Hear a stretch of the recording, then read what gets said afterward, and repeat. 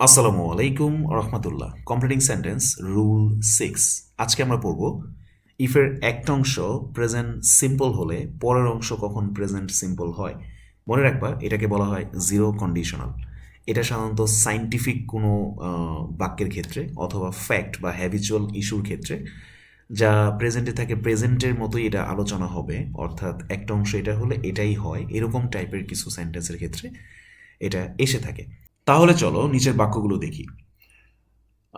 এক্সারসাইজে দেওয়া আছে if water is heated to 100 degree Celsius. তো পানি যদি 100 ডিগ্রি সেলসিয়াসে তাপ দেওয়া হয় তাহলে এটা কি হয়? পানি বাষ্পিত হয়ে যায়। তাহলে এটা হবে ইট ভেপার্স। ওকে, বাষ্প হয়ে যাওয়া বা বাতাসের মতোই হয়ে যাওয়া, এটাকে ইংলিশে বলতেছে ভেপার্স। তো খেয়াল করো, এখানে একটা অংশ কিন্তু প্রেজেন্ট, স্টিল পরেরটা অংশ কিন্তু প্রেজেন্টই আসতেছে। এখানে এরকম না। হ্যাঁ, আমরা এটা বলতে পারতাম যদি পানি এটা হয় তাহলে এটা হবে, ব্যাপারটা এরকম না, যেহেতু এটা সাইন্টিফিক ফ্যাক্ট তাই সরাসরি এখানে একটা অংশ প্রেজেন্ট হলে একটা অংশ আমরা প্রেজেন্ট দিব। Moving on to next.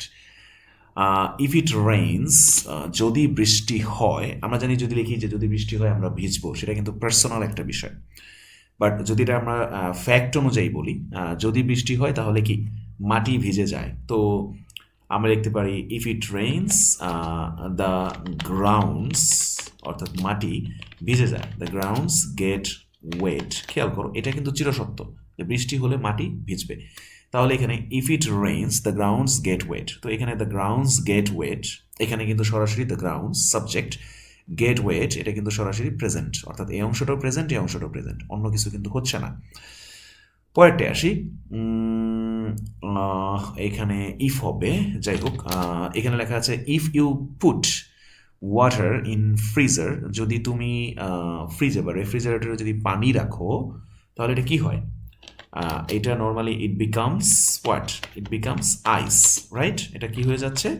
এটা হয়ে যাচ্ছে বরফ। অর্থাৎ আমরা জানি ফ্রিজারে যদি আমরা পানি রাখি তাহলে এটা কিন্তু আইস হয়ে যাচ্ছে। তাহলে এই অংশটাও প্রেজেন্ট, অর্থাৎ ইফের প্রথম অংশটাও প্রেজেন্ট, পরেরটাও কিন্তু প্রেজেন্টই হচ্ছে। সো এরকম যখন আসবে তখন বুঝতে হবে এই অংশগুলো অ্যাকচুয়ালি অ্যান্সার হিসেবে প্রথম অংশটা প্রেজেন্ট হলে পরের অংশটাও প্রেজেন্ট হবে। সবাই ভালো থাকো। আসসালামু আলাইকুম রহমতুল্লাহ।